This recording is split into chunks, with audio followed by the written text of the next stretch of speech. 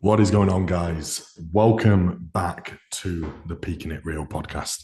Episode 3 coming at you. Firstly, thank you so much for the kind words and seems to be everyone enjoying it. The first 2 episodes, we've had some really, really good feedback. So that's absolutely fantastic. And I hope you're well listening and watching along. Jack, how are we doing, bro? I'm doing exceptionally well.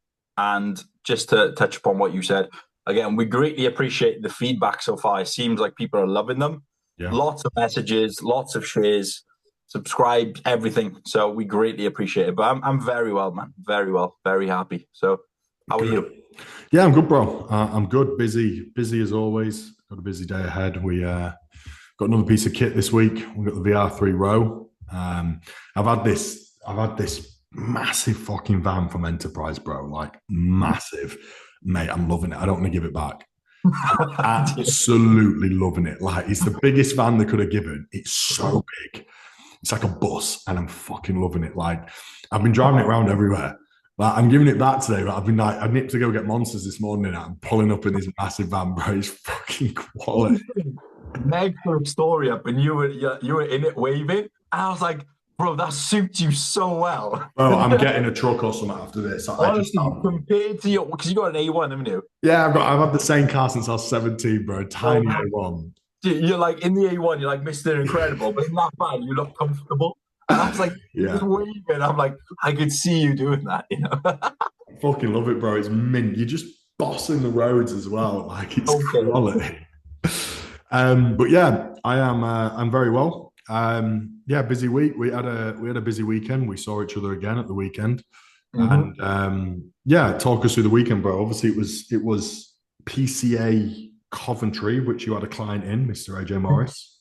hmm How Well, was it? it was again good weekend, which it's always a good weekend when you go to shows.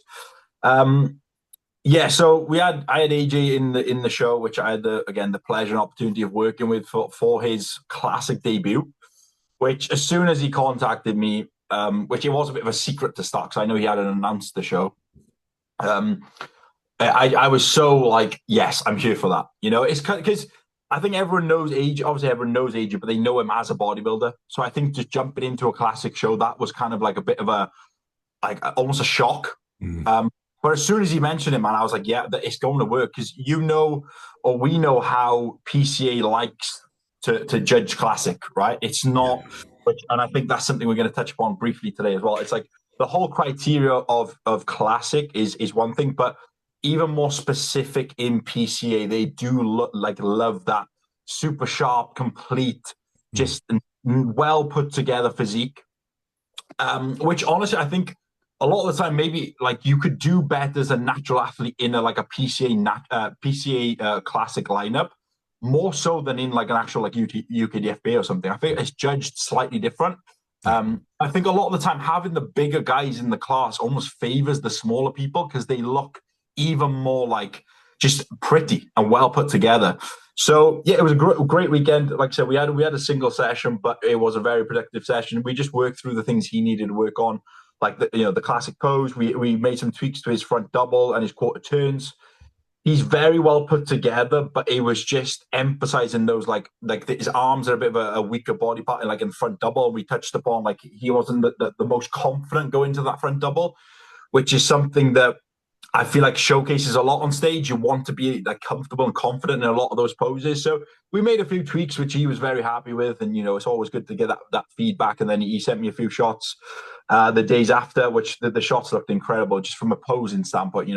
That's the thing when it comes to posing, I try my best as well to take my bodybuilding hat off about the physique itself and just criticize the posing.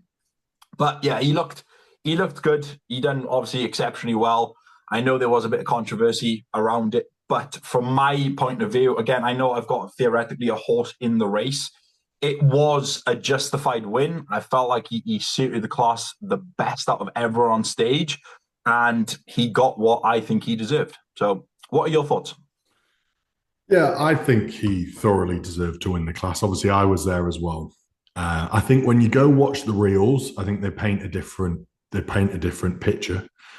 I think we always say you can even see someone backstage on Instagram, whatnot. It's what they look like when they're on stage next to each other. And I think from the reels, it obviously looks like AJ's obviously a lot smaller than the other guy. He's a natural bodybuilder. And the other guy looked arguably a little bit more classic in the reel because he was on his own.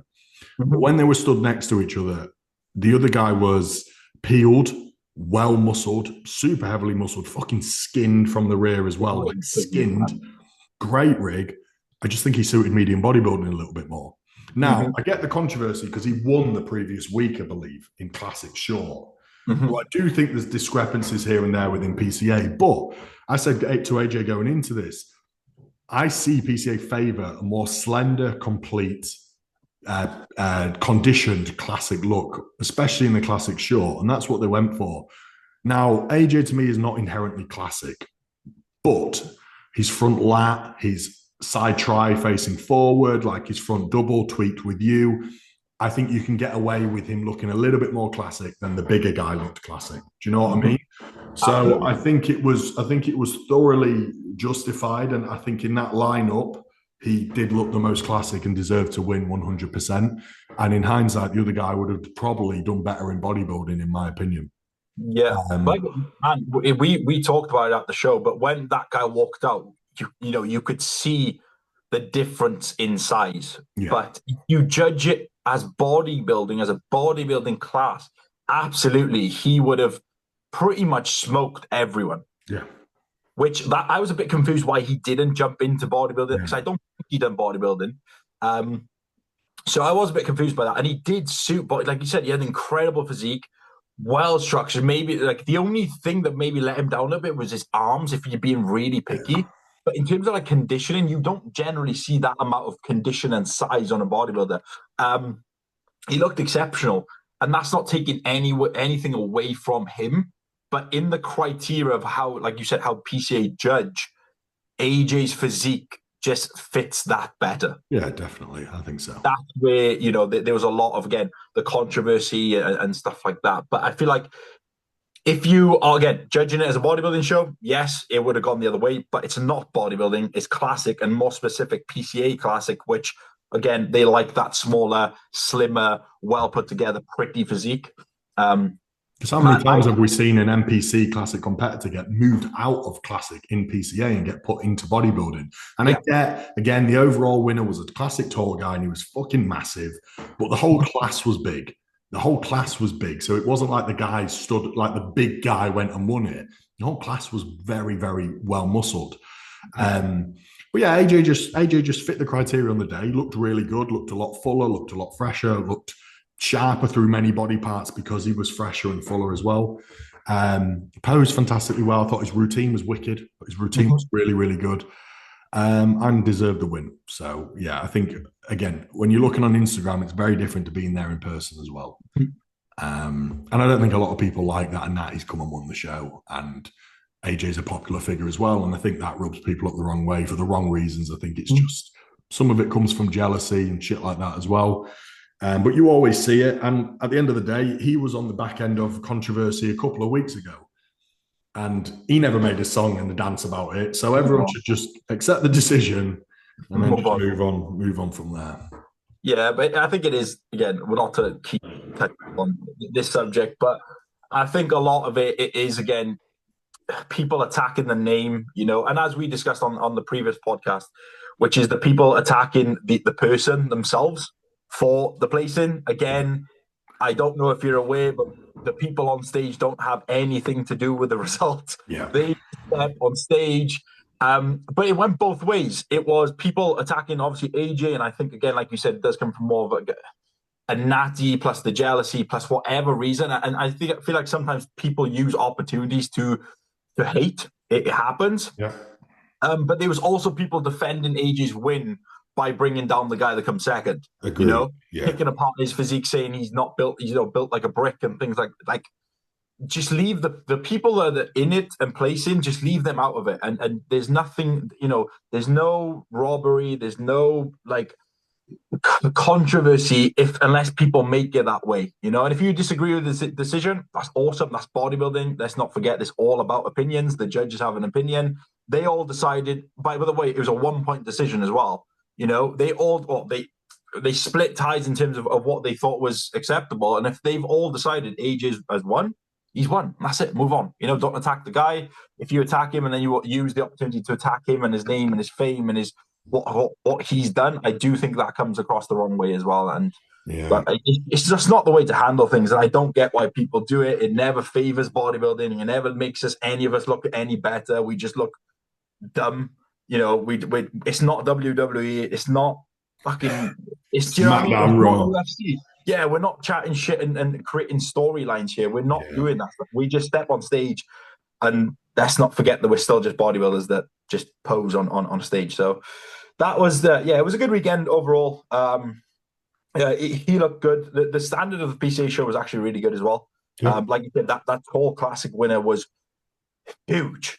Yeah, huge. Like 6'4", must have been 120 kegs maybe. Yeah, huge. Incredible. But the standard across the board was really good. So yeah, another good weekend, and then we got another good weekend coming up now, Saturday and Sunday. Two Bro Saturday, PCA Natural Sunday, which I believe you got a client in as well. Yeah, I've got Callum in it. So I've been with Callum's worked with me maybe the last 3 weeks. I think he came to me 4 weeks out of this show. So he was self-coached, and then he came over for the last 4 weeks. But we've also got UK DFBA and PCA in 8 and 9 weeks. And he came to me with food quite low, expenditure quite high.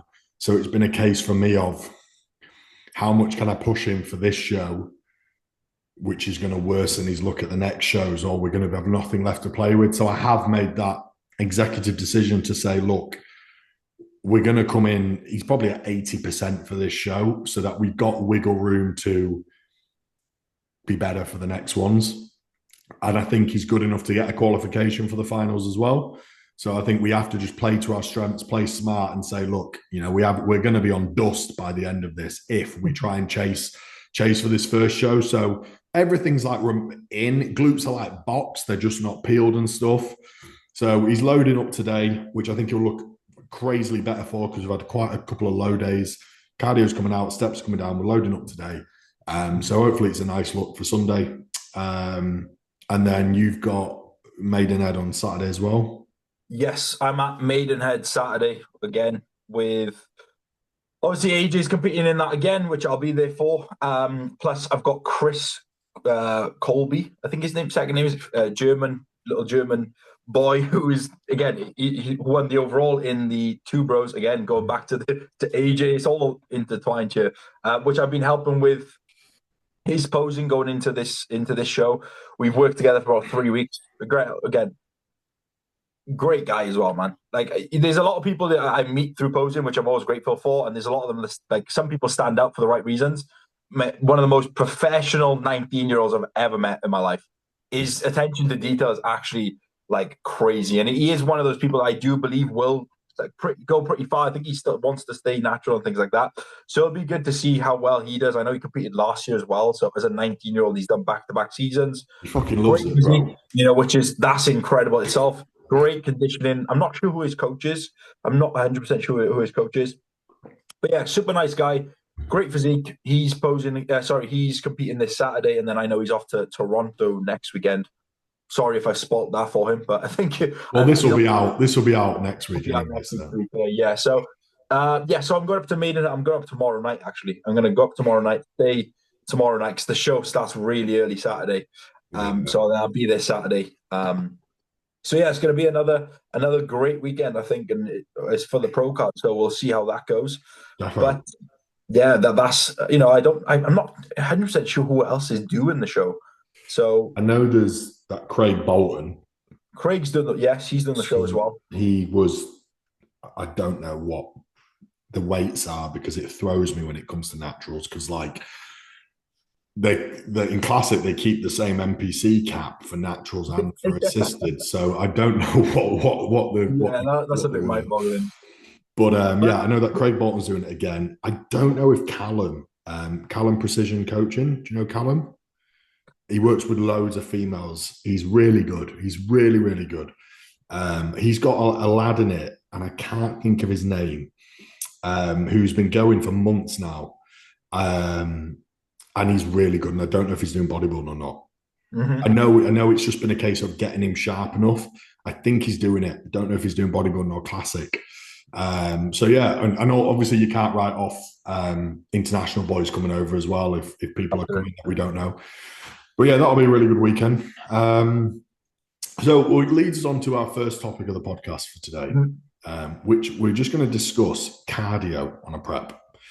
And basically how much cardio is too much cardio potentially, and just our thoughts around high cardio preps or low cardio preps or whatnot.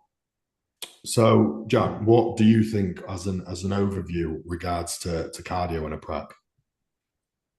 I mean, I don't think it's essential. I think, long story short, but if you've managed your off season pretty well, you're pretty responsive, you're in a good place, I think you can get away with, low cardio / no cardio, and just, getting a lot of your output through steps and training and then diet manipulations. But I'm a fan of cardio myself. I enjoy doing cardio, but at the same time, there's definitely a point where it does come with diminishing returns. I feel like if it is taken away from recovery and training overall, I do feel like that eventually is going to, again, like I said, it's not worth the exchange. I feel like if your training starts to suffer because of cardio, then it's a bit of like a two-edged sword, right? Because your output goes up through cardio, but then if your training intensity, training, your progressions, your ability to perform in the gym is diminishing, then that balance is kind of the same. Yeah. And I feel like what you see a lot as well is, especially if people don't track like the overall steps and movement and things like that, you'll get to points on prep where you'll up people's cardio and then their NEAT just comes down anyway. So again, that balance is the exact same. So I feel like, again, anything that starts to impact recovery on like a pretty significant base, plus when it starts to take away from training performance, I do believe is probably not worth doing. And then I do think you can probably get away with increasing that deficit through steps or NEAT, or just doing, again, just a little bit more like food manipulations. I personally, from an athlete standpoint, I do prefer to keep cardio like a moderate amount, and then I'd rather have less food. Yeah. Because I know I can still perform. Usually, cardio impacts my training more than less food does. Yeah, we see that in the off season. Yeah, absolutely. So even like I checked in today, and I was saying about we've got cardio in now for my mini cut, but even at 100 minutes, I'm noticing it does impact my recovery just a little bit. Whereas we've pulled food down, and I know I can get away with eating 2,500 calories, still progress, still recover. So that's where I would be. But look, at the same point, there's a point in a lot of people's preps, or just, or depend on the prep or season, that cardio has to go high sometimes. No matter how well you manage things, pre-prep diets, everything, your starting point, your steps, how even meticulous you are with every single thing you do, sometimes cardio has to go high. Yeah. It's a way of creating a larger deficit, but yes, it does come with a bit more of a bit more fatigue and a bit more that can impact everything else. So there's not a certain number, but I feel like that is all, again, based on individual. It's based on the individual, but I feel like that's where having that feedback from the individual itself, being like, this is impacting my recovery, or this is doing that, and not someone just going, I'm tired, because yes, you're going to be tired. I feel like that's where the actual, like the key information lies, is like how well can you communicate? How much is it really impacting you? Or how much are you just not looking forward to it because you've got to do it, or you're just tired? And then kind of that's where I would be. So what are your thoughts overall? I think you've summed that up absolutely perfectly, to be fair, bro. Moving on. Yeah, next question. You're the coach here, so we'll let you. I'll reiterate everything. Hey, you're a fantastic coach as well. I'll reiterate everything that you've said. I think it comes down to, obviously, it's all individual, but sometimes you've got to do what you've got to do, right? And cardio's got to go high. And sometimes you see that most of the time with females as well, because their food demands are obviously going to be so much lower, and you need to create that deficit somehow. I also understand time constraints. If someone's got a regular job, they travel a lot, unfortunately, 15, I'm going to be honest, sometimes even 10K steps is so hard for someone to get in, where 45 minutes cardio can do all those 10K steps worth of calories like that. So again, it's situational dependent. However, I do favor low cardio approaches because I do believe that, yes, the recovery and training performance, but also just that general need across the day is reduced dramatically from high cardio, you know. So yeah, I think if you are going to be implementing a lot of cardio and high amounts, get it done early in the prep. I always change, as you know, I almost switch the flux of the energy deficit from high cardio, high food to low food, low cardio at the end of a prep in order to start freshening up. And I'd much rather get those last final bits of fat off through low food than I would high cardio. Because I think at that point is where you really see tissue wasted away through the lower body as well. I think the choice of cardio is important. I think you can also tell by how you feel of what body parts it's going to waste away quite quickly as well. Like the spin bike might blow your quads to shit and stairs, glutes and whatnot. I think finding the right cardio for you works well. But I think towards the back end of a prep, try and pull that out, maybe steps higher, lower food. If you're going to, I would use cardio as an initial tool, not an end tool. I wouldn't try and get the last bit of the body fat off by bringing in cardio. I would be pulling it out and dropping food at that point. So you got to do what you got to do. I can safely say I haven't had anyone on that much cardio, to be fair. I don't think I've even had girls on over an hour, to be fair, at any single point. That's always tried to... Yeah. You what? An hour per day, you mean? An hour per day or 5-6 times a week. I don't think I've ever... Yeah, not an hour across the week, Jesus. Yeah, I know someone's going to go, an hour a week, mate. Yeah. Signing up with Tim now. No, I mean, you see lads doing 90 minutes a day, you know, or girls doing 92 hours a day, or even 75 minutes and shit. Like, I think at that point, you're really seeing diminishing returns massively. If you're putting a shift in that cardio, I honestly think 45 minutes above, I think you're going to start running into like crazily diminishing returns, 45 minutes to an hour. So yeah, you got to do what you got to do, but just be careful with it. Be careful with it. I think again, it's an inverted U shape where more does more until more certainly definitely does less. Impacts training, impacts recovery, and brings down that overall NEAT as well. But yeah. The only thing I'll add to that is, at least again, I'll speak from the athlete's point of view. I know from a psychological standpoint that when you have said to me in the past, cardio's done, but food's going to come down, it's almost like, that's fine. You know, the hunger, the hardest part towards the end of the prep, I think it is just getting the cardio done, getting the output done. Whereas you're hungry anyway. If you take out 200 calories, I'm still going to be hungry. It doesn't change.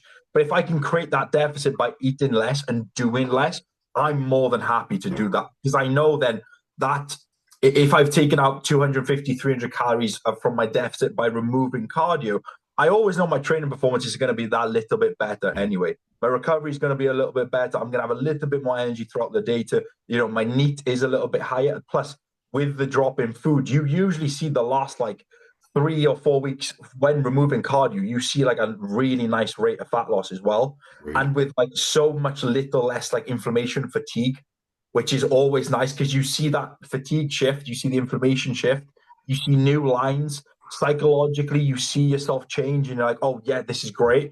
And I feel like that the last 4 weeks, you get that everything starts to come together nicely. You feel better mentally, physically, you see more changes. And then it's just like a vicious cycle of every day you just get better and better, feel fresher, training's great. And then you step on stage at your best. But like you said, you're leaner than you think when the cardio is in. You're so much leaner than you think. And like you said, you definitely don't add it in towards the end or increase it. Like if the fat loss isn't done at 2 weeks out, it's not going to be done in those last 2 weeks by doubling the cardio. Realistically, you're going to look worse. Even between shows, like at that point, I would want to be doing it through food, driving the deficit through food and steps, like not cardio. Like even fucking Peter, for example, we pulled 2 kilo off in 6 weeks, but there was no cardio. We had that done already. We used that earlier. It's also when you've got the energy. Start of the prep, you've in got the the beginning, glycogen, you've got the energy, you've got the food. Fucking put it towards the cardio then. When energy's flawed, if you're in 2100 calories, I'm going to be honest, 1800, you're not going to be that much more hungry. It's like 3000 to 2100, you're going to be hungry, right? But when you go down to there, you're not going to be that much more hungry. But you're really not. So yeah, I think that pretty much wrapped up. To be fair, I think we've that covers that. it down. We're going to run through a few questions. We've got some good topics. I mean, we'll stick to a prep setting to begin with. Two similar questions coming up. So firstly, we've got under and overrated things in a prep. So methods, drugs, supplementation, etc. Well, I will correlate this question to the last thing we talked about, which for me, an overrated thing on prep is fasted cardio. And this is individual because it's what you touched upon as well, is time constraints more than anything. So what I would find is, again, I'll speak on my own personal experience, but when I used to do fasted cardio, let's just say I did fasted cardio 7 a.m., and then I went to train at 1 p.m., I would always feel that I've done cardio. I could feel it in me, So I always used to, the last prep, right, that we done last year, which I think I got somewhat lean, all my cardio was done post-workout, apart from my rest days that I'd done it fasted. Yeah. I don't think you had any on a leg day, did you? No. So what I think, again, I think we started my prep on like 60 minutes, then it went up to the majority of my prep was 100 minutes a week. So it was easy for me to do 20 minutes a day, right? So again, this is all individual. If you need to do an hour of cardio a day, maybe don't do it all post-workout. But for me, it worked.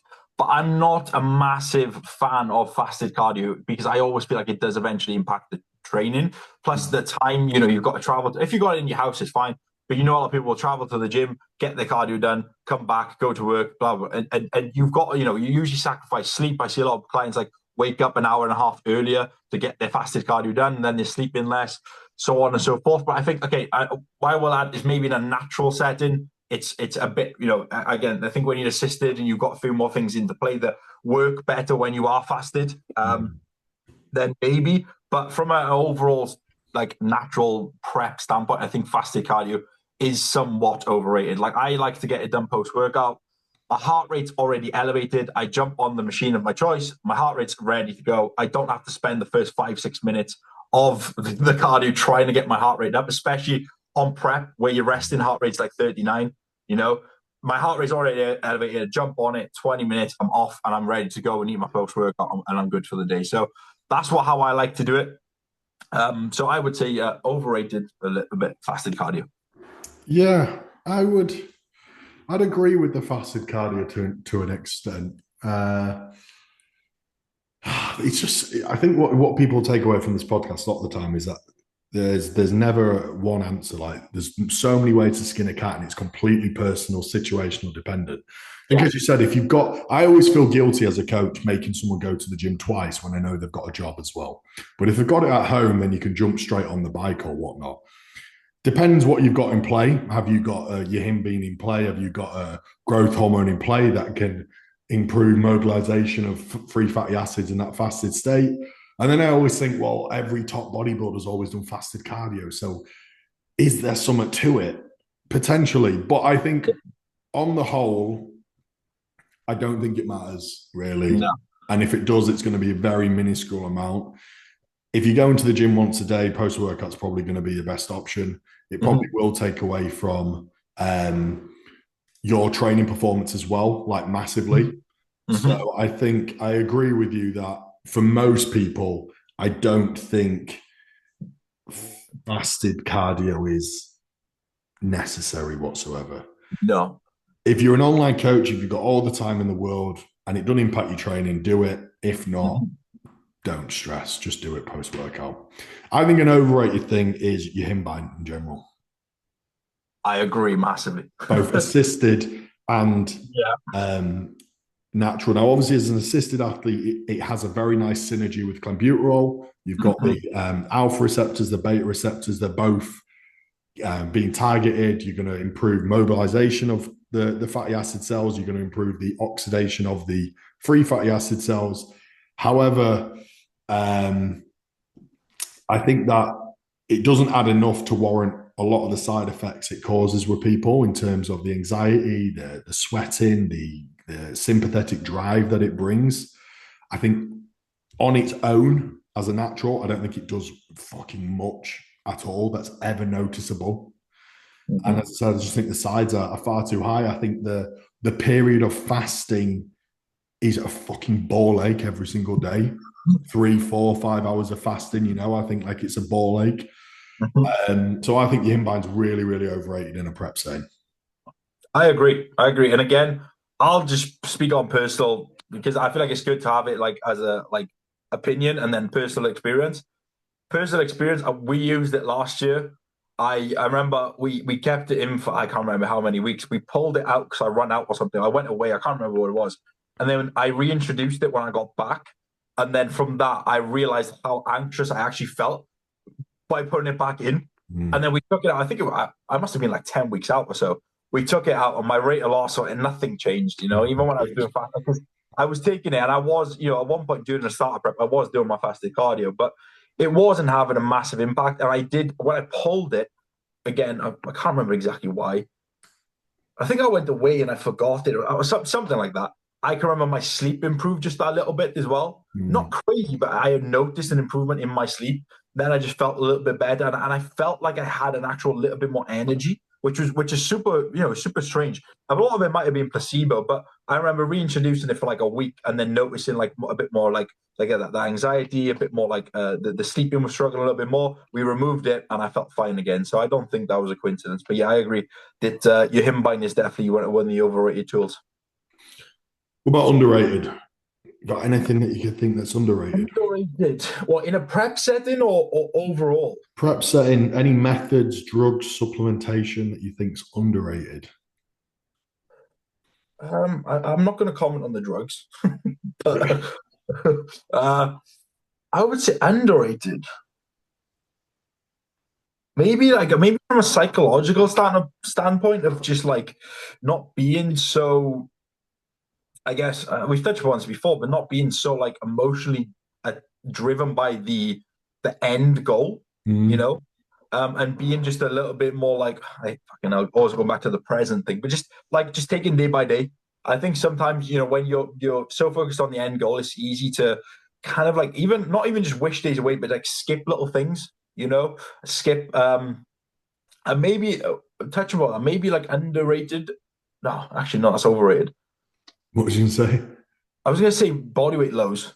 I feel like they all like people chase lows a lot. Oh yeah. You know, new low, and I think that's overrated. It gets to a point where when you're pretty ready, seeing a low every single day is generally not a great thing. Not great. You probably never look your best at your low either. So it's no. I'd say underrated drug is Proviron. Proviron. Yeah, I really like Proviron. It's a very benign compound. And I think it's fantastic in the latter stages of prep to shift that androgen ratio in favor of androgens, drive down estrogen a little bit, and create a very, from a cosmetics perspective, quite a harder look from having fuller tissue, less fluid retention from estrogen being pulled down. So I think from shifting that androgen ratio, I think Proviron's a really, really underrated tool. I drive that up pretty high.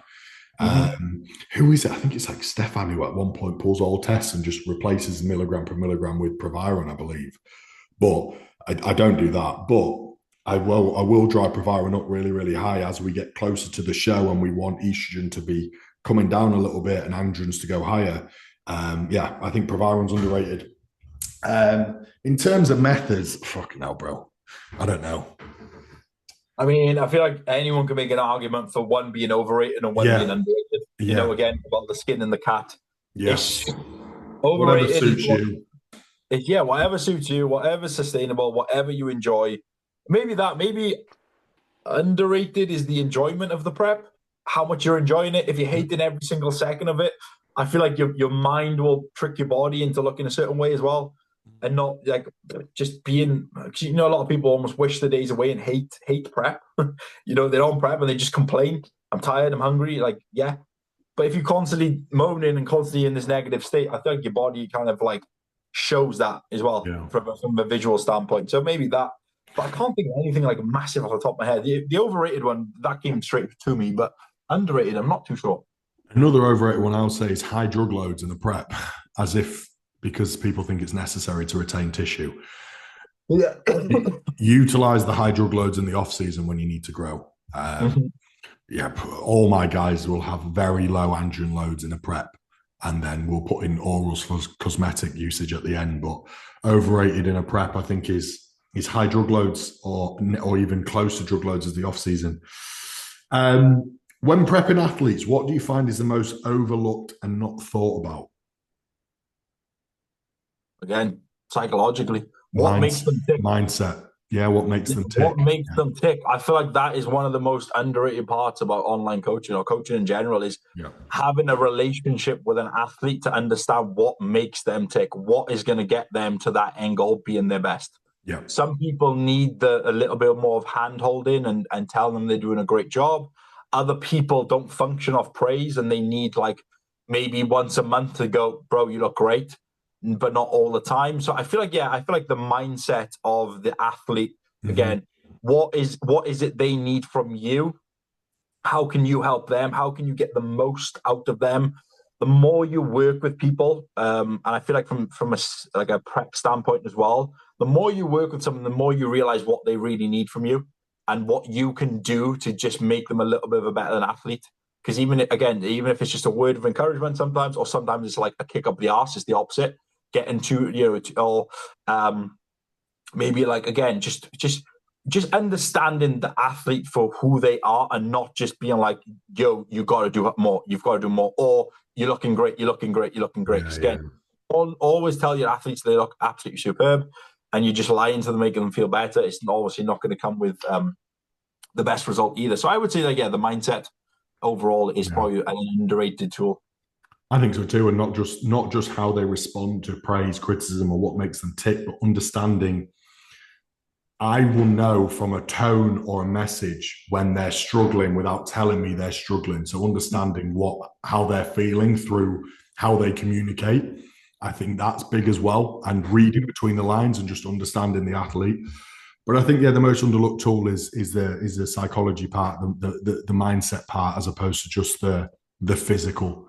As opposed to the physical part. Next question. Do you think teenagers should be allowed to compete? I've had my opinion on this. Oh, I always used to say I don't believe they should. Right. Because, and again, I'll go to a natural or enhanced. Naturally, in a natural setting, I think at that age, it's not very enhanced fucking bro, 17, 18. But you see it a lot now, man. You 19, yeah, maybe. You know, but okay, we'll touch on the natural side. And I think when your hormones are at the point they're at when you're that young of an age, and I feel like that is like some of the most like efficient years of your life in terms of muscle growth when you first start. I feel like messing with your hormonal profile in terms of doing a natural prep and trying to get into the condition that is required to step on a natural stage can do damage in maybe not so much in the long run, but it can take a lot away from the future of your career as well. But at the same time, I understand why people want to do it, and understand nowadays it's almost like you need to compete as a teenager. You know, I done a prep as a teenager, so I can't complain. But I know that how much it did impact me for like the months after. You know, I was like 19, 20, and I felt like a little bitch. You know what I mean? Like I did.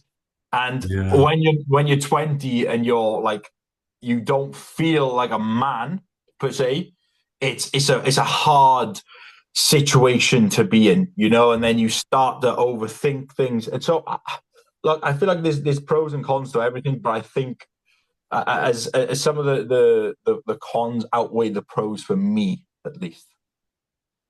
Yeah. I think it's really difficult. I think if you're younger, I think younger than 18, 19, I think is ridiculous.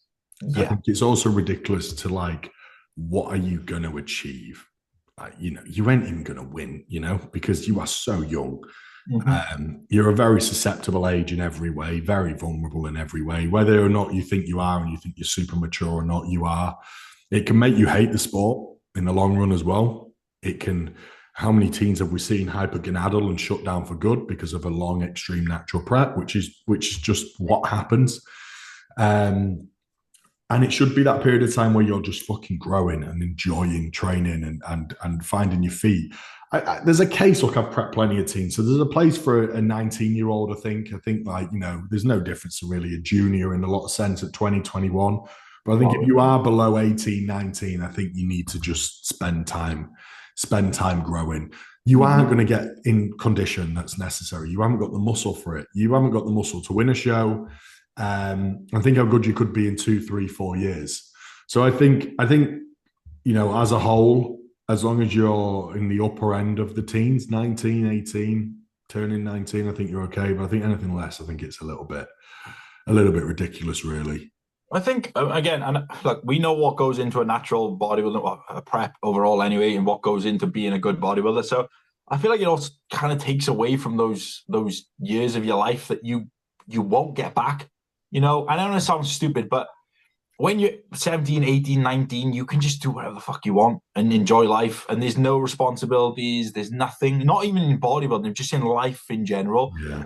And I'm not saying you shouldn't do it because you need to enjoy your life, but I feel like a lot of the times people can look back and be like, fuck, now that I'm 24, 25, 26, maybe I should have enjoyed when I was 18 a little bit more. Even enjoyed my life outside of bodybuilding, but even in the bodybuilding setting, it's like, I know when I first started training, I was like 18, 19, and it was just enjoyment. It wasn't proper, like, I have to do this, I have to do that. Yeah. I got to do my cardio. It was just everything I'd done was from pure love and joy, not from this is what I have to do.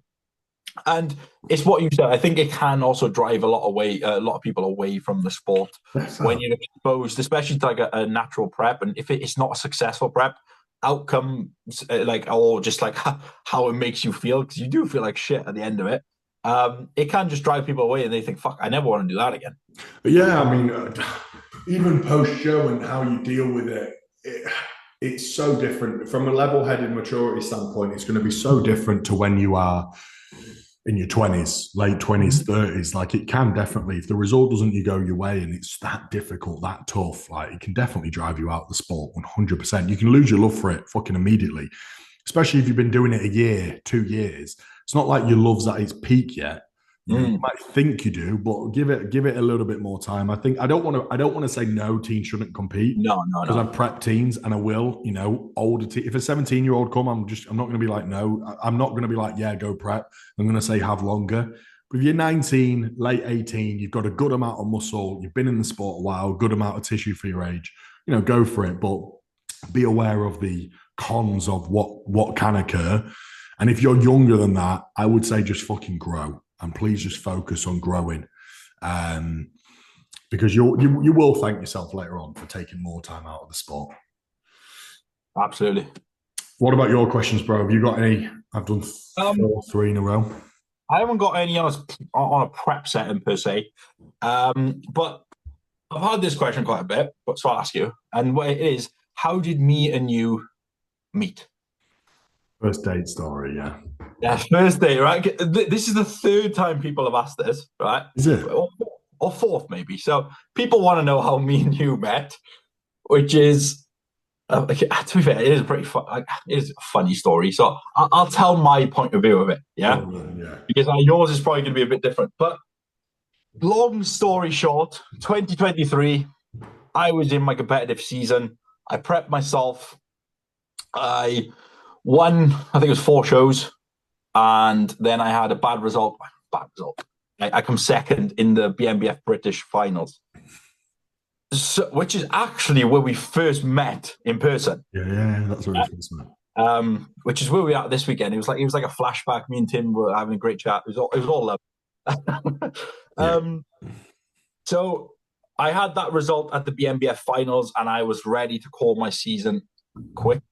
I had the UK DFBA set finals 7 days later, and I was done mentally. I was done. I was like, look, it's done. My body's done. I'm tired. Let's just call it a day. I didn't intend it to come this far anyway. So, long story short, Amy from the UK DFBA convinced my parents to convince me to do the show, to the UK DFBA show. They're like, look, tell them to come, just tell them to come, tell them to come. I was like, no, I'm going to sit on it. I went to Nando's that night. So I was like, oh, my season's done. I'm done. I'm going to go to Nando's. I had a Nando's. And as I was in Nando's, I reached out to Amy. It was like fucking 11 p.m. I was like, go on then, I'll do the show. Sign me up, I'll do the show. That my last one. And then I remember waking up the next day and I was just like, looked at myself. I was like, I hate how I look. I'm a mess. I've got a bit of a bloat on now from having this Nando's, all this bullshit. I was like, okay, I will go for one more day. I pretty much went back to what I shouldn't have been doing, which is just drilling myself into the ground. And then that night, I was like, either I reach out to someone or I'm done. Or I step on stage in 7 days looking like shit, or I'm done. And again, long story short, I'd followed Tim maybe 10 days before that because I saw one of his athletes fat loading actually. And that was going to be my next approach for the UKDFBA before I reached out to you. So every show I'd done that year, I had a different approach in terms of my peaking methodology, just because I wanted to try shit. And I saw his athlete was peaking through a fat load, and I was interested in that. It's something I was reading upon, looking at doing myself. And then I was like, fuck it. For whatever reason, I met you last week. We run into each other. Life is telling me that you're the guy that I have to contact. I'm going to do it. And I sent you a text, and it must have been like 10 p.m. at night. And do you know what it was like? Do you know when you send the attractive girl in school a text and then you delete it because you're scared? But then what I'd done, I'd sent it to you. I wrote it out in my notes, copy pasted, and messaged you on Instagram. But it cut off half the message because the message was so long. Yeah. Sent to you, and I was like, oh fuck, it's cut off. And I went to delete it, and you had already seen it. I was like, oh no. Do you know what I mean? I was like, oh my god. Yeah. So I sent the message again, and it was like one of those. I sent the message, put my phone down, and I was like, I'm not gonna look. Do you know what I mean? I can remember you messaged me within fucking 3 minutes, and you're like, yeah. You when obviously we'll let people. You'll tell your side of the story. You were away on holiday at the time. Yeah. I ruined your holiday, and then you went back to the room and pretty much said, "Okay, this is what we're going to do from tomorrow." And then we were literally, it was a case of freshening me up, and putting me on stage 5 days later at the UKDFBA British, which obviously we came out with the win, and that was like the second. Well, that was the first time we proper met in person, was the UKDFBA as well, and then it's been just good since then, I guess. So that was my story. So it was a bit of it just all happened for a reason. Like I said, it was like, I don't know why, someone popped up on my Instagram. I was looking what they were doing, saw you with the coach. Then obviously David, our common friend David, he started working with you at the same time. And I was like, hey, I've seen this name twice now. Who is this Tim guy? Do you know what I mean? Who's this Tim guy? Then randomly bumped into you at that BMBF show, which shit went not so well. And for whatever reason, I reached out to you, and it was a gamble on my point because I didn't know who you were. Yeah, I followed so many coaches, for years. all the great coaches out there, natural coaches or not. And then I was like, fuck it, let me just take a gamble, and it's clearly paid off. And here we are. That is wild. It is. It is wild that you barely even knew me of me. I've been following you literally for 10 days. I think maybe 9. I think even less because, bro, so BMBF Coventry, I was with David. And I remember David asked you for a picky outside, didn't he? That's where we met, yeah. In the car park. And I remember, bro, I thought you was Australian. Right? I thought you was Australian. I just thought the mullet, the classic, I just thought... for some reason, I heard your accent and I thought, but I must have just caught it slightly off. I thought it was Australian. All right. And then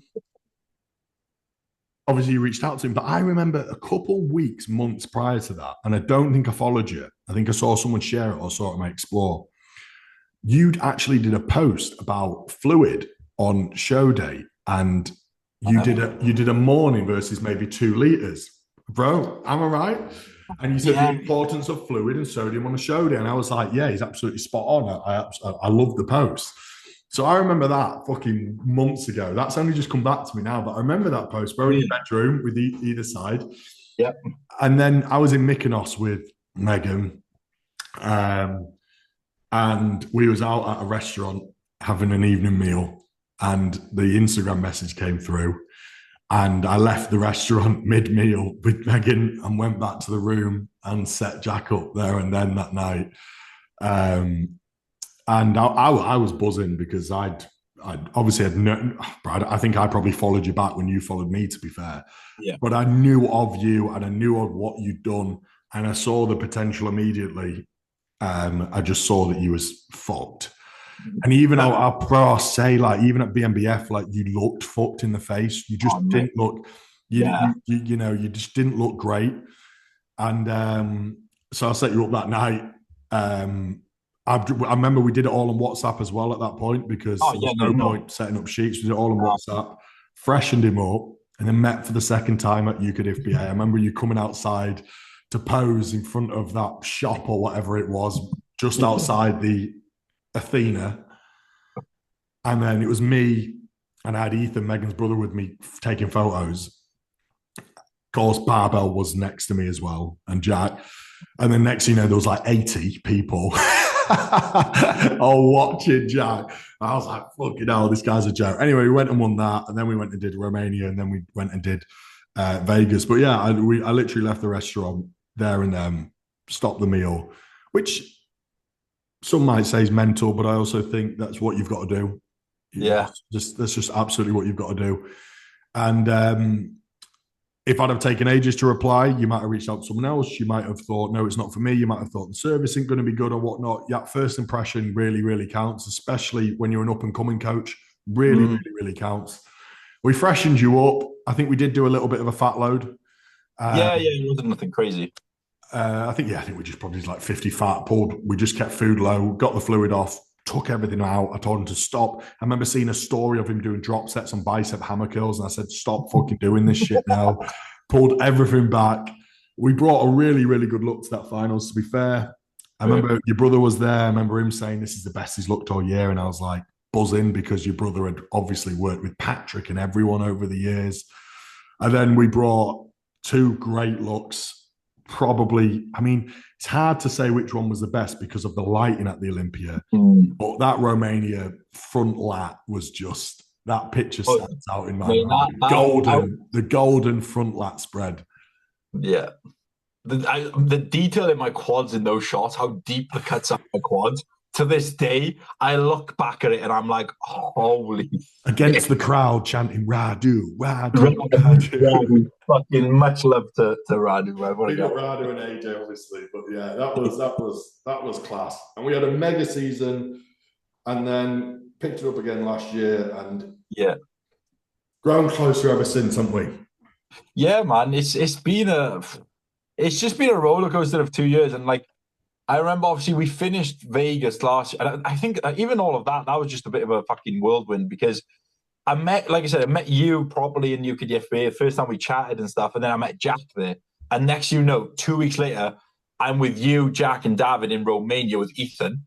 In Romania, randomly, I've just met these guys. And then me and Jack are booking accommodation for Vegas. Like, bear in mind, I've known this kid for 3 weeks.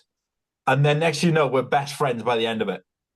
Like legit best. And to this day, we speak every single day, and it's like, it's crazy how bodybuilding can bring people into your life like that. And how at the time, again, that 2023 year, I was going through a year of like rediscovering myself and bullshit like that, and getting back into the sport. Well, am I right in thinking that prep, you actually started training again at the start of that prep, pretty much? Yeah, man. Yeah. I started training like, it was honestly, man, it was a moment of reflection. I went away. I've told this story before. I went away the week before to Budapest with a group of friends. I got drunk every night, and I was on the plane back, just an anxious wreck because I fucking hate flying. But also I had like anxiety from drinking. I was just in the middle seat, just staring at the seat in front of me, thinking, I've got to do something. Yeah. I don't know what it is, but I have to do something. And I just got back into the gym. I started training a bit harder. And it was about after, like, honestly, I think it was like 3-4 weeks. I was like, I'm just going to do a prep. I'm just going to get some fat off me, just see if I've got the love. And I just went. And that's why I think it was so stress-free. There was no right or wrong decisions until it become the wrong decision of just, again, burying myself, But at the same time, it proved to myself that I was willing to do whatever the fuck it took to just get what I wanted, And hard work was never going to be the thing that held me back. No. It was always the opposite. It was doing a bit too much. So, yeah, long story short, it was a bit of a crazy 2 years. And then obviously after 2023, we finished the prep, and then I went on my own for a little bit just to take a step back. Yeah. Because 2023 was so crazy. I was like, I need to take this in. And then obviously I reached out to you again, like in the start of 2024, and just be like, I want to work with you again. And then we obviously discussed the prep, and we went through what we did last year, which again, last year brought us even closer together, and not to be all soppy and cliche and stuff, but it did. And we've built an incredible friendship from that. And I'm not saying every coach and athlete needs to have the friendship me and you have, but it's just resulted in this, We click, it works, and here we are now on a podcast discussing how we met. It has been mad. And for anyone who doesn't know, we're both absolutely terrified of flying, like beyond belief. Like that flight to fucking Luxembourg last year, bro.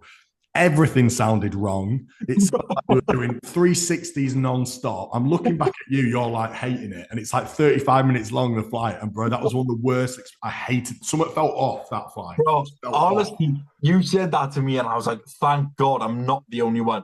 Because I had my dad next to me. He's like, oh, just don't worry. I'm like, oh, cheers, Dad. That's great advice. Let me just, that's much better.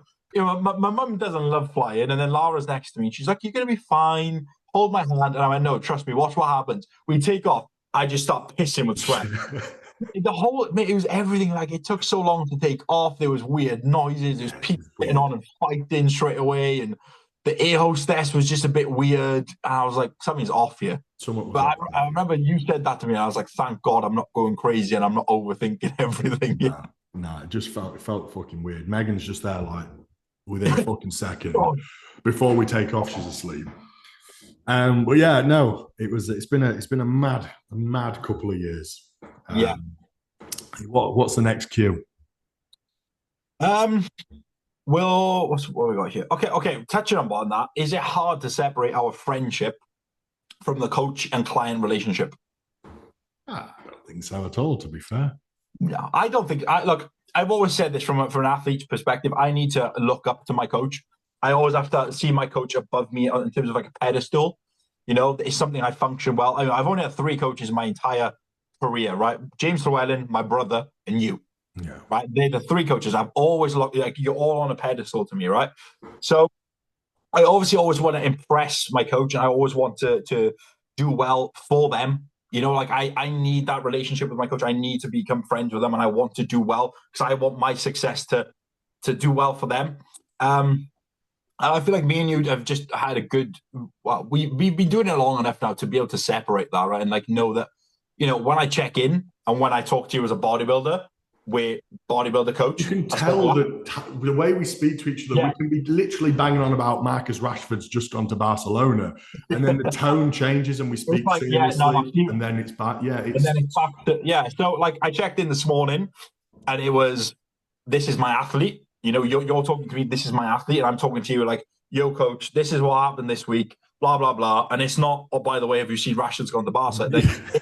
This is my check-in, and then I'll message you on Instagram and be like, how was he just gone to Barca? And then we talk about it. So I don't think it's that difficult. Like, there's never a time where like I take advantage of you being my friend.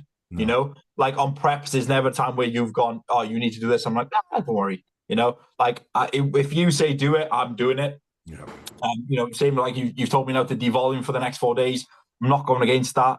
You tell me what to do, I'll follow that, and then we know how to have our friendship separate, coaching client separate. And I know some people, they almost need the opposite. They need someone to just be like, yeah, go on, see you next week. But for me, this is what I strive for. This is what works better for me. But I also understand that, you know, you've got 100 clients, you can't have this kind of relationship with 100 clients, right? So it is, I think it's all down to how you function as an individual. But me and you have built a friendship, not only, you know, and if I was to stop bodybuilding right now, me and you would be continuing to be very close mates. You know, that would never change. Whereas a lot of time, you know, you have a coach, you work with him, and then you go work with someone else.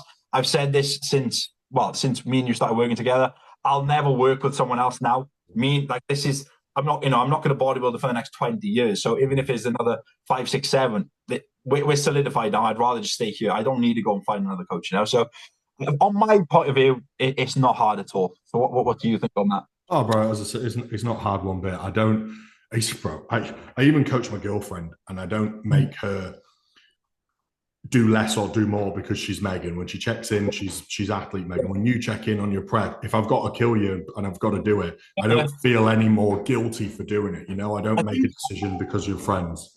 I think sometimes it's almost like the opposite. I feel like you push us a little bit more. Yeah, you can push more, yeah. Again, maybe I'm wrong, but I feel like we're also like an example. Does that mean for everyone else? You know, I know you've had clients that have come from our progress who see me achieving stuff, and it's not through me just being laid back and going, Tim said to do more cardio, I'm just not going to bother. It's me always doing that little bit more. You know, not fucking hours of extra cardio, but if you say doing 120 minutes, I'm not doing 115. I'll do 121. You know, it's just, you know what I mean? It's just doing I get the standard of how we execute. And the same as Megan, you know, she doesn't treat you any differently. Like, you're the coach. You're the coach. Tim said this. Maybe you have more communication because you're there together, but it's still the same. We respect you too much to go against what you say. And the friendship side of thing doesn't blur that line. No, I agree. And as I said, we speak differently. You can literally tell when we discuss things differently as well. We hop on a fucking call to discuss something that's bodybuilding related or blood work related or this is that. And we talk like it's a fucking client coach relationship. And then we do shit like this. Like, you're one of my best friends, but you're also just the same as any other client. But I think it's also important for clients to understand some people prefer a coach that is just a coach and they speak to him once a week. Some people like a more friendly coach, which I have lots of great relationships with athletes. Some I don't really have as much as a close relationship with. But I also think then you've got to remember that you gel better with people always. There are going to be people that become your best friends at work. There's going to be people if you're in an office, one's going to be your best mate in the office. You're going to have loads of good mates. You're going to have ones that you just get on with and work with. You're going to have ones that you don't like, that you probably then don't coach, because then you end up going on a different path. Not everyone can have the same relationship, and that's absolutely fine. It just happened that me and you got very, very close. We are very similar people in a lot of ways as well. And some people fucking would hate that shit. Like, I know friends of mine that have coaches that they just literally want them to be a militant coach, and that is it. They've got their friends that militant coach. So yeah, nothing blurs the lines. We're extremely professional, and then we're also so unprofessional as well. Like, you know, it works a treat. And yeah. But again, it goes to what we talked about earlier about the mindset and stuff as well. You know what makes me tick. Yeah. You know that I don't need to be, like you said, militant and like constantly in that bodybuilding mode. You know that for me, I need to take a step back. So I've said that to you since day one. You can see that, and then now and again you're like, bro, just stop. You're doing too much. Just chill out a little bit more. You function better. Yeah. You know, when I started like the assisted stuff, you were like, look, why are you trying to be 100% on the things that you've never been 100% on? It's just making you worse. Yeah. Take that stress off. And I was like, yeah, you're true. But I thought, you know, because I'm going assisted now, I have to take everything up a level. But it just hurt me. So I took a step back. And again, that's from understanding what makes each other tick, relationships and mindset and all that stuff. So yeah, it's not hard at all. I'll do one more big one, I guess. Again, it's just about me and you, mate. People just love to know. They just want to know the ins and outs of like, what does Tim believe your strengths are on your physique and an overall as an athlete? So overall as an athlete, a bit of glaze. Here we go. I mean, your work rate is second to none at the end of the day, and it's got to be. You can see that with the condition you've achieved and everything you've achieved. Your work rate and your mindset is absolutely second to none. You know, when it comes to shit like that, it is absolutely bulletproof. Other strengths is obviously you train impeccably well. You have pretty much everything nailed down to be a successful bodybuilder. right? Like that's why you are successful. Within a physique perspective, what are strengths? Obviously, your quads are absolutely ridiculous and always have been. What do we need to bring up? We need to bring up the legs from the rear. So legs from the front are extremely, extremely strong. Legs from the rear are things that we need to bring up. And they're what disappear first with Jack as well. Like massively what disappear first. So that adductor, that hamstring, that glute, we need to bring up as well. I think your upper body's pretty fucking balanced, to be fair. Especially now, I think it's getting very, very balanced. I think like in a front double, we can still bring more like bicep peak through that front double, most definitely. I think then in a side chest, your arms look good though. Yeah.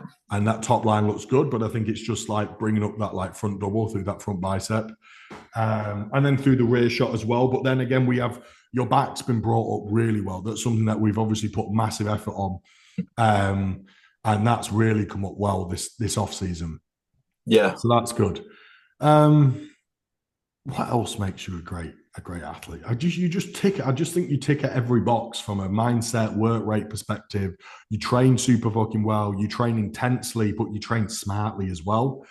I think you are very in tune with yourself and what you need.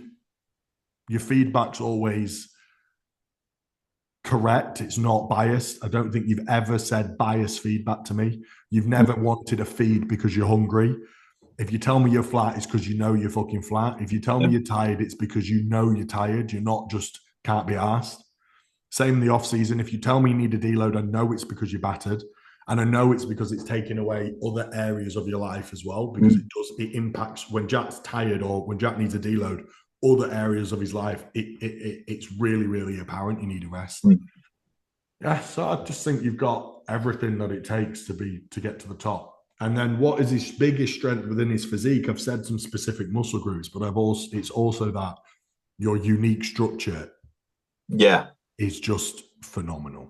And it always has been. When you were 72 kilo, when you were 75, when you was 80, and now when you're 96 today, if we can just add the muscle to that structure, I always say like that front, I know you don't hit it in the NPC, but that front lat especially, you go into that front lat and everything comes alive, and that kind of just highlights to me your physique, because you haven't not got a sleeper, you've not got a sleeper build, but like when you pose, fuck, it comes alive.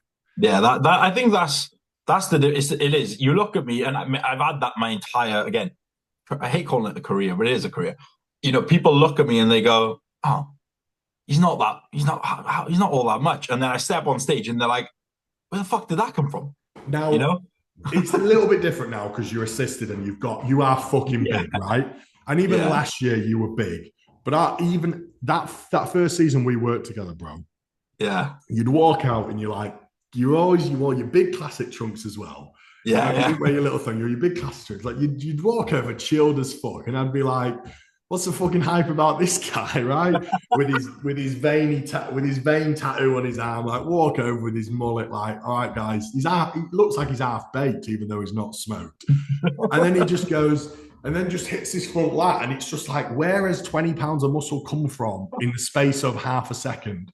Like even backstage at the Olympia, bro, like people will look at you and think he doesn't look all that. To be fair, you're in like honestly, guys, he pumps up and he's like, no band. He's like, yeah, that'll do. And then walks out on stage and hits like a front relax, and it's like, what the fuck, bro? Like I remember, again, it's like going down memory lane. But at the first show, the UK FBA. Remember, we went up the steps. The pump-up area was like at the top of the venue. Like fucking 20,000 steps to get to the top. And I remember we were pumping up. I want you at the top of the venue, whatever. And I had some bands. I was doing some curls, and you were like, "Pump your chest up, pump your chest up." And I was like, "No, don't worry, I'll do it at the end." And you were like, "No, get some blood in your chest." And I was like, "No, bro, trust me, like." It doesn't take a lot for me to get pumped. And I said, and I know, plus we carb load pretty heavy. And I just knew, I had the feeling that I always describe it like a car, like you're revving ready to go, and you hit that, you put into gear and you're gone. And I'd done literally one set of press ups, and you were talking to Ethan, and you turned around. I did a set of press ups, and you just went. And he went, take a photo, and I was just blown. And he was like, "Where the fuck did that come from?" And my chest was. So I got a very long chest, Yeah. and it just blew up. My delts were, and it just all comes to life, and it's always been that way. And it's always like, as soon as like I pose, I do come to life. And I remember the Olympia. It was, what's his name? I think it's Daniel, the president of the DFNBA, or the Denmark natty. Yeah. I was sat down on the chair like this, like hunch, because I hunch as well, right? So I sit like this. I'm like I'm a retard. Anyway, I sit down, and he's like, "I saw you take your clothes off, and I knew who you were, and everyone was bigging you up." And he was like, "You look." I was like, "Nah, nothing's gonna happen." And then he said, "I saw you on stage," and he said, "It's honestly one of the craziest things I've ever seen. How much you just went from this to that." And I was like, "Yeah."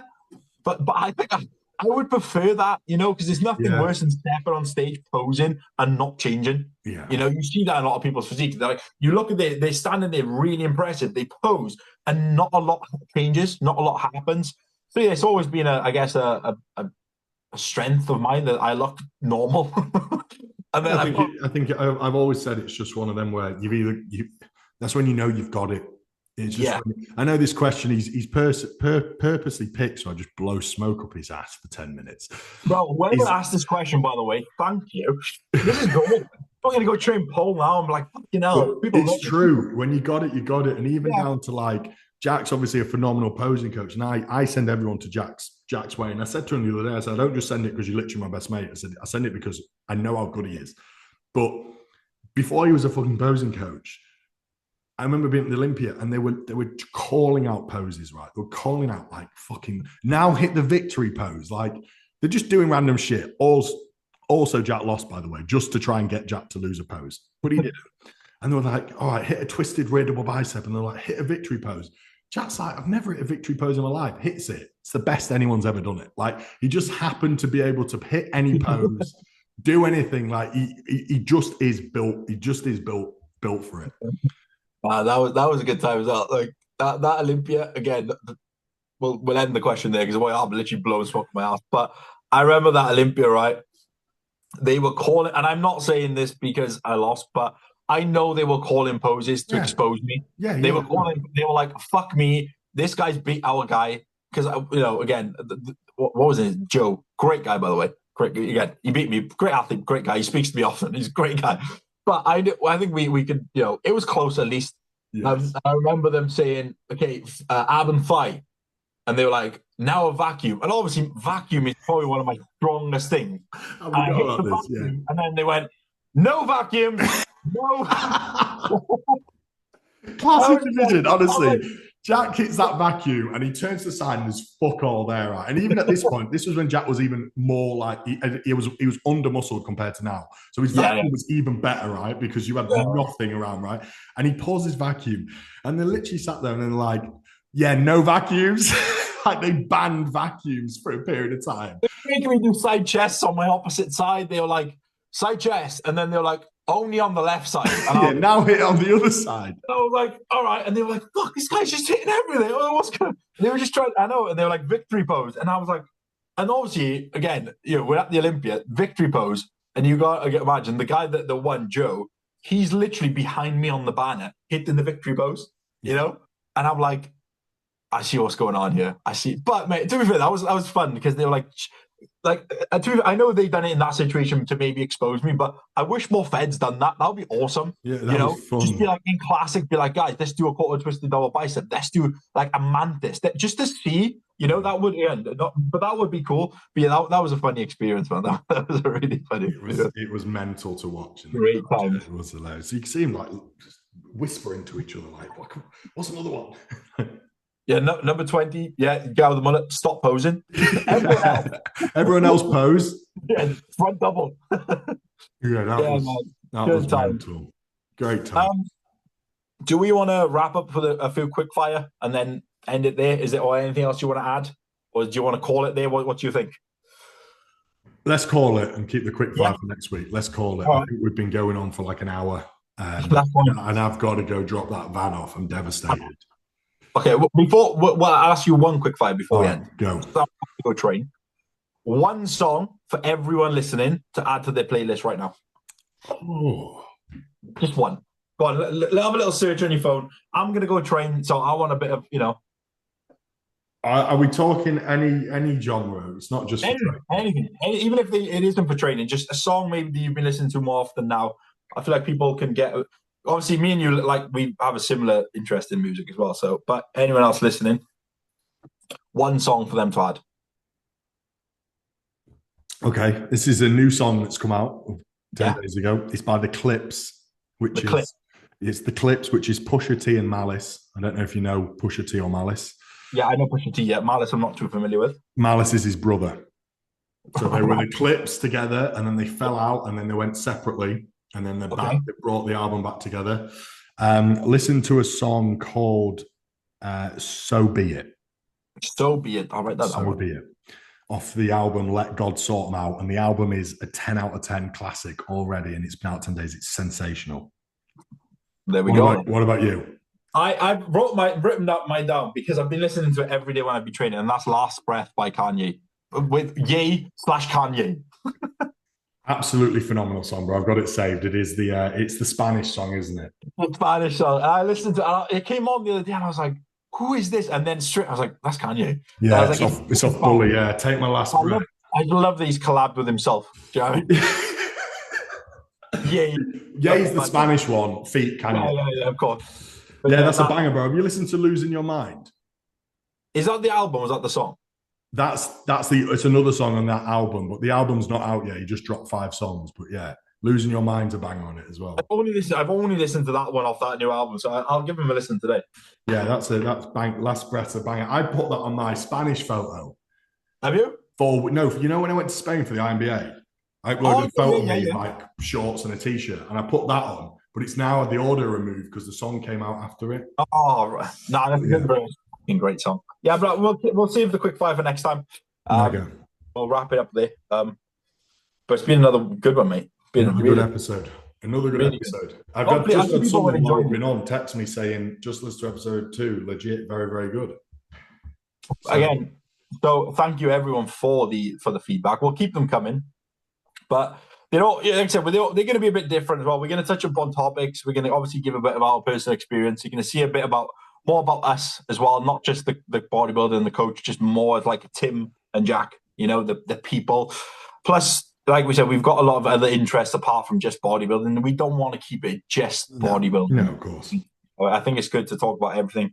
Football being a big one. We love talking about football. So, yeah, if everyone could, again, like, share, subscribe on YouTube, Spotify, Apple Music, all the above, we would greatly appreciate it. And any final words, Tim? No, just thank you, everyone, for listening, as always. Hope you enjoyed it. And we'll see you in the next one. Peace out.